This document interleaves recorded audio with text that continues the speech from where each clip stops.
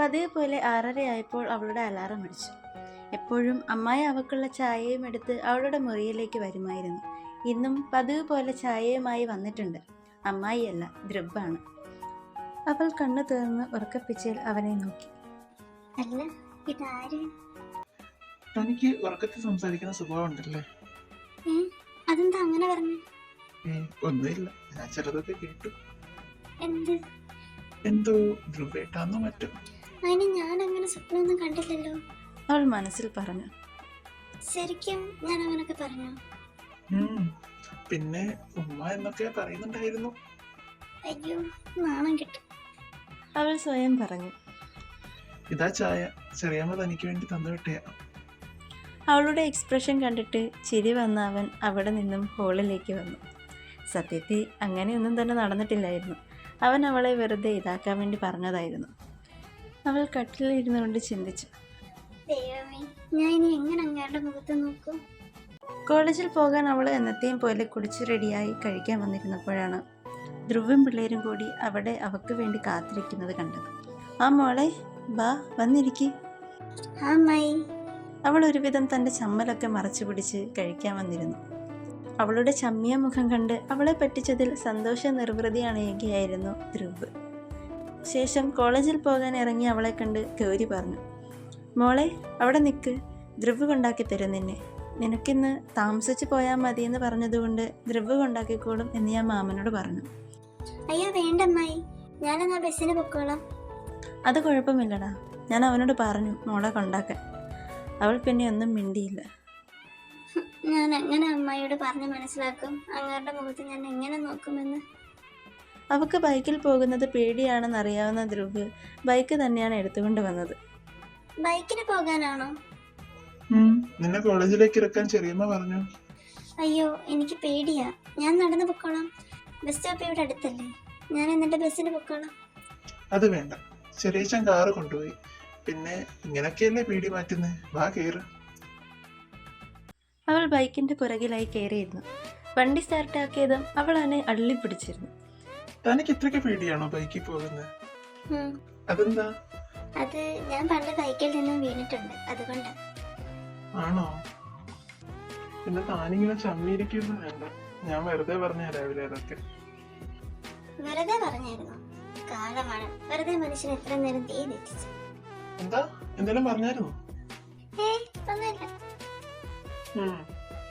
വൈകിട്ട് ഞാൻ വരണോ? വേണ്ട, ഞാൻ വന്നോളാം. ഇന്നലെ ഞാൻ തന്നെ അല്ലേ വന്നേ. എപ്പോഴും ചെറിയച്ചൻ തന്നെയാണോ ഇയാളെ കൊണ്ടാക്കാറ്? ആ, മാമന്റെ ഷോപ്പിൽ പോകുന്നത് എന്റെ കോളേജ് കഴിഞ്ഞാ, അപ്പൊ എന്നെ ആക്കിയിട്ട് അതുവഴിയാ പോകുന്നത്. പിന്നെ തിരിച്ചു വരുമ്പോ മാമൻ എന്നെ വിളിച്ചോണ്ടും വരും. ഇതാണോ തന്റെ കോളേജ്? ആ, ഇതാ. അവൻ അവളെ അവിടെ ഡ്രോപ്പ് ചെയ്തിട്ട് തിരിച്ചു വന്നു. സത്യത്തിൽ താരയ്ക്ക് ചമ്മലുണ്ടെങ്കിലും അവൾക്കതെല്ലാം ഒത്തിരി ഇഷ്ടപ്പെടുന്നുണ്ടായിരുന്നു. വൈകുന്നേരം അവളെ കോളേജിൽ നിന്ന് വിളിച്ചുകൊണ്ട് വന്നതും ധ്രുവ് തന്നെയായിരുന്നു. കോളേജിൽ നടന്ന കാര്യങ്ങളും അവൻ്റെ കാര്യങ്ങളും എല്ലാം അവർ സംസാരിച്ചുകൊണ്ടായിരുന്നു വന്നത്. ധ്രുവ് എല്ലാം തന്നെ തൻ്റെ ചെറിയമ്മയോട് പറയുന്നുണ്ടായിരുന്നു. മാധവിനും കാര്യങ്ങളെല്ലാം അറിയാമായിരുന്നു. പിറ്റേന്ന് സൺഡേ ആണ്. മാധവിൻ്റെ ഒരു ബന്ധുവിൻ്റെ കല്യാണമാണ്. ഗൗരിയും പിള്ളേരും മാധവും താരയും ആ കല്യാണത്തിന് പോകാൻ ഒരുങ്ങുകയായിരുന്നു. ധ്രുവിന് ബന്ധമില്ലാത്തതുകൊണ്ട് അവൻ അവരോട് പോകാൻ നിന്നില്ല. താരയ്ക്ക് ധ്രുവ് തങ്ങളുടെ കൂടെ ഇല്ലാത്തതിൽ ചെറിയൊരു സങ്കടവുമുണ്ട്. അപ്പോഴായിരുന്നു ധ്രുവ് പിടച്ചു ചൊല്ലി താഴെ വീണത്. അയ്യോ! താര ഓടിച്ചെന്നു. എന്തേലും പറ്റിയോ? ഒന്നുമില്ല, ചെറുതായി ഒന്ന് വീണു. അപ്പോഴായിരുന്നു ഗൗരിയും പിള്ളേരും പുറകെ ഓടി വന്നത്. മോനെ, എന്തേലും പറ്റിയോ? ഇല്ല ചെറിയമ്മേ എന്ന് ധ്രുവ് പറയാൻ വരുമ്പോഴായിരുന്നു തനിക്ക് വീണ് കിട്ടിയ അവസരം പോലെ താര പറഞ്ഞത്. അമ്മായി, ഈ ചേട്ടൻ നടു പിടിച്ചാ വീണതെന്ന്, നല്ല വേദനയുണ്ടെന്ന് തോന്നുന്നു. അവൾ എന്തൊക്കെ ഈ പറയുന്നേ എന്ന മട്ടിൽ ധ്രുവ് അവളെ നോക്കി. അവൾ അവനെ കണ്ണടച്ച് കാണിച്ചു. അയ്യോ മോനെ, നല്ല വേദനയുണ്ടോ? പിന്നെ കാണാം അമ്മായി, ഹോസ്പിറ്റലിൽ കൊണ്ടുപോകണം.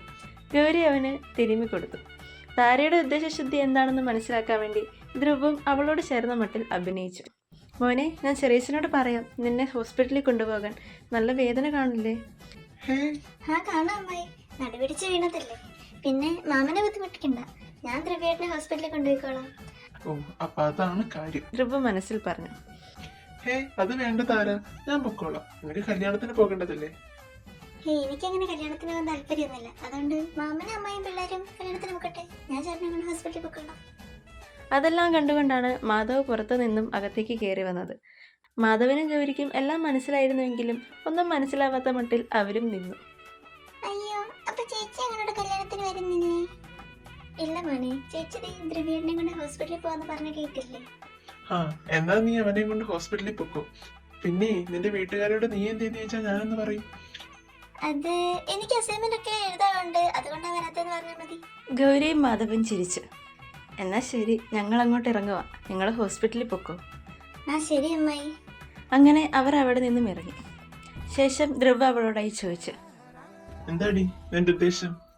എന്തുദ്ദേശം? ഒരു കുഴപ്പമില്ലാത്ത തന്നെ നീ എന്തിനാ ഹോസ്പിറ്റലിൽ കൊണ്ടുപോകാനിരുന്നത്? ഓ അതോ, എനിക്ക് ആ കല്യാണത്തിന് പോകാൻ ഒരു താല്പര്യമില്ലായിരുന്നു, അതുകൊണ്ടാ. അതുകൊണ്ട് തന്നെയാണോ? അതുകൊണ്ട് തന്നെയാ, അല്ലാതെ വേറെ എന്നാ? ഒന്നുമില്ല, ചോദിച്ചെന്നേ ഉള്ളൂ. ഈശ്വര, പിന്നെയും ചമ്മിയല്ലോ. ഞാൻ കുറച്ചു കഴിയുമ്പോ അബിയുടെ അടുത്തേക്ക് പോകുക. നീ കാലമാണ്, പിന്നെ ഞാൻ എന്തിനാ ഇത്രയും കഷ്ടപ്പെട്ട് ഇവിടെ നിന്നേ? എന്താ എന്തേലും പറഞ്ഞു? ഇല്ല, ഞാനപ്പ ഇവിടെ ഒറ്റയ്ക്ക് നിക്കണ്ടേന്ന് പറഞ്ഞതാ. അതിനെന്താ, താനിവിടെ നിക്കാൻ വേണ്ടി തന്നെയല്ലേ അവരോടെ പോകാഞ്ഞത്? ഓ ഇയാളിത്. അതെ. പിന്നെന്താ, നിന്നോ? എന്താ നിക്കില്ലേ? ആ നിന്നോളാം. ഇതിലും വേറെ ഞാൻ അവരോട് അങ്ങ് പോകുന്നതായിരുന്നു. അവളുടെ മുഖത്ത് മിന്നി മറയുന്ന എക്സ്പ്രഷൻസും ധ്രുവ് ശ്രദ്ധിക്കുന്നുണ്ടായിരുന്നു. അവളെ കൊണ്ട് തന്നെ പറയിപ്പിക്കാനായിരുന്നു ധ്രുവ് അങ്ങനെയൊക്കെ അവളോട് പറഞ്ഞത്. പക്ഷേ അവൾ പറഞ്ഞതുമില്ല. അല്ലേ വേണ്ട, ഞാൻ അബിയുടെ വീട്ടിൽ അവര് വന്നിട്ട് പൊക്കോടാം.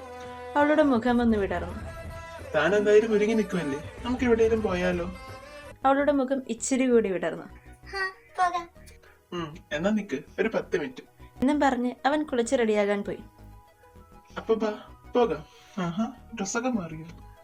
ആ അത് സാരി ഇട്ടുണ്ട്, അങ്ങനെ ഞാൻ വരുന്നേ, അതുകൊണ്ടാ. ആ, നന്നായിട്ടുണ്ട്. അവൾ പുഞ്ചിരിച്ചു. അവൻ ബൈക്ക് സ്റ്റാർട്ടാക്കി. എന്താ കേറുന്നില്ലേ? ആ അവൾ അവനെ മുറുകെ പിടിച്ചിരുന്നു. കുറച്ച് പയ്യെ പിടിക്കണോ, വേദന എടുക്കുന്നു. അവൾ വിളിച്ചു കാട്ടി. പോകാം. അല്ല എങ്ങോട്ടാ? താൻ പറ എവിടെ പോകണമെന്ന്. അതിന് തനിക്ക് ഇവിടെ എല്ലാം അറിയാവോ? അറിയാം. എന്നാ തനിക്കറിയാവുന്നിടത്തോട്ടെല്ലാം പോകാം.